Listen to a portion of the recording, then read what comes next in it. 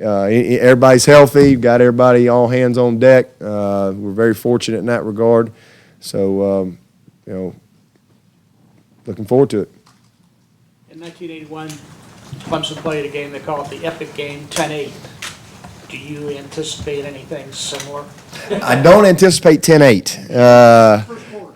I don't. Yeah, maybe first quarter. I would say there'll probably, there'll be some scoring in this game. 10-8, I doubt it. If it's 10-8, then we all missed on that one. I don't know what the projections out there are, but you got the two top scoring offenses in this league, 1 and 2. So I think, as I said the other day, the real key to this game is which defense plays the best, and then the turnover margin. And that's you give these guys a short field, you give Clemson a short field, you're in for a long day. That's just the way it is. We score in the red zone.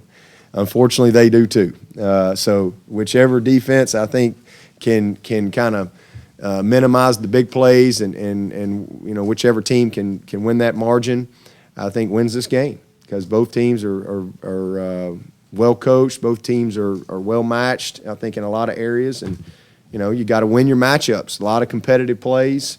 It's just going to come down to who's better in those matchups, and then the little things that can impact the game, the little things that are big things, the field position, which comes from the turnover margin, and return game and things like that.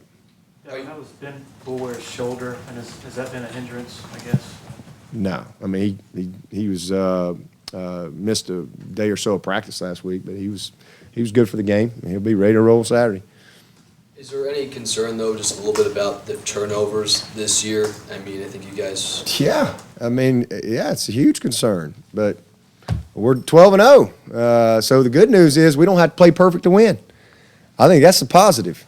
It stinks. I don't like losing turnover margin because typically, if you have at least 2 more big plays than the opponent and you win the turnover margin, you win 98% of the time. And if you look if you look across the country, teams that have lost the turnover margin by -2 or more, they only win 16% of the time.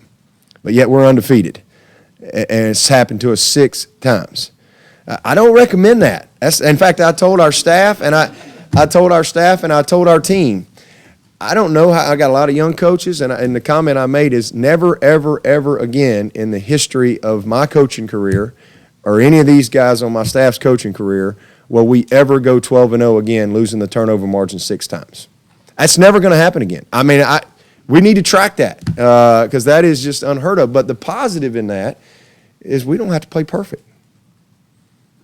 We don't have to play perfect to win. So, heck, I mean, we're not.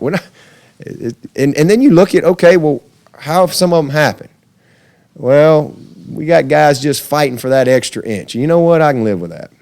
There ain't nothing wrong with that extra want to, that extra fight. That's why we're 12-0. That mentality that our team has.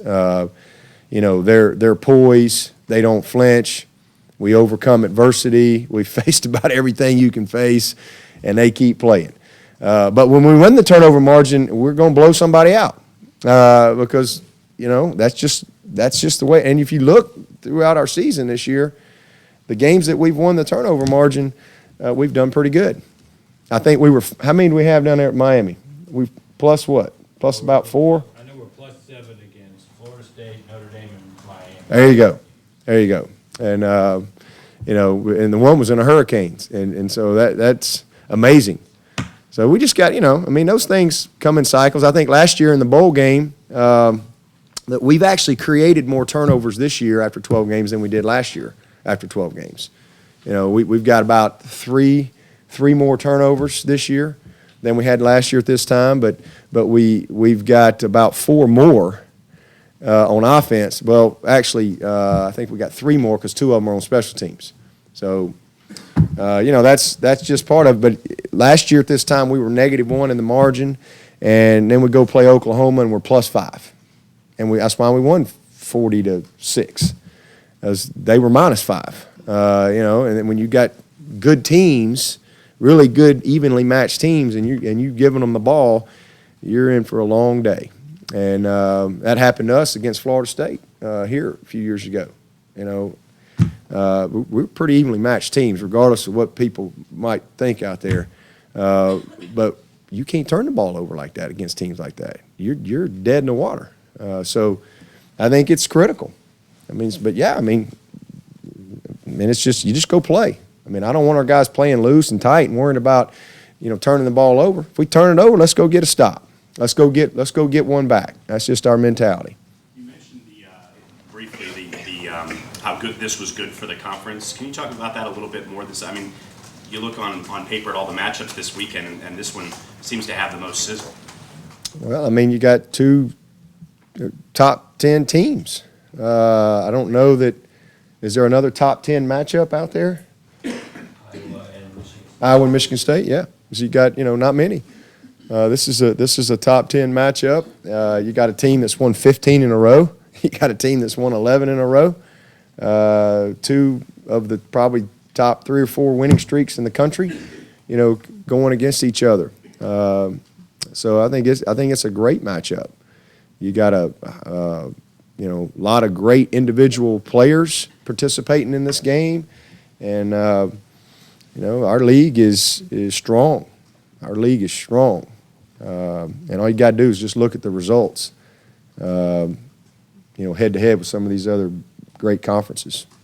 You've obviously been preparing to get your team this far all year. Knowing you had 10 straight weeks to get here after a bye week, how have you adjusted practice to try to make sure your team is not too beat up at the end of the season? Well, we just, we've tried to be smart with our guys. I think that's one of the reasons that we've been able to stay relatively healthy is how we practice and how we prepare, how we take care of our bodies, our training staff, our strength and conditioning staff. I think all of those things are a factor.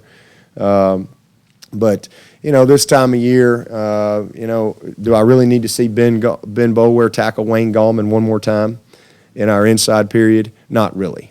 So I think, 10 straight games, right now, this dog will hunt. I know that. So I think it's getting ready, getting them healthy, getting our plan down, really being fundamentally and technically oriented. This particular game, we got to work a lot of individual, like one-on-one, because you're gonna have a lot of matchups that you have to win versus press man or the backers covering backs and tight ends and so forth. So we'll shift some of our competitive work to game specific, what we need to do in this game, as opposed to some of the generic things that we've always done. We've always been a team that's going to go good on good inside twice a week, Tuesdays and Wednesdays, always. But I think, over the last, 2 or 3 weeks, just we've tried to be smart when we've gone competitive against each other. Because, again, it is a long season. And, we know these guys will play. So we just try to get them to the game. We're not on the field as long as we've been. And, again, that's just all part of it. Are they more physical, North Carolina's defense, than they were last year? Is that noticeable? Oh, yeah, absolutely. They're just, not giving up near as many big plays. Again, just they just seem to be very dialed in as to their scheme and what they're doing, and they're where they're supposed to be. So, they've been very, I think, conscious in trying to minimize the big plays. Now, they've given up some things, especially in the run game, but, I think that it's okay if you can move the ball down and you can sustain drives and not turn the ball over. They know their offense is going to score. So I think they've really done a nice job of just, playing, good team football. I think they complement each other very well. But again, Chiswick and his staff have done a great job in getting the right people in the right places, and I think doing the right things. Do you have a relationship with Larry Fedora? What do you think of the job he's done during his time in North Carolina? I've known Larry for a long time. We recruited against each other when he was down there at Florida. That's really the first time I met him, so I've known him, since I came to Clemson, since about 2003. But he's done a remarkable job. They've had a lot of adversity and a lot of things they've had to deal with up there, and and he's been able to kind of, keep them moving forward. So, I mean, offensively, what they've done is impressive. He's had turnover on his staff, but they've been able to continue to kind of, again, stay the course. I think he's done an outstanding job. I mean, they're the Coastal Division champs, and I don't think North Carolina has won the division before. So he's done not a good job. He's done an incredible job.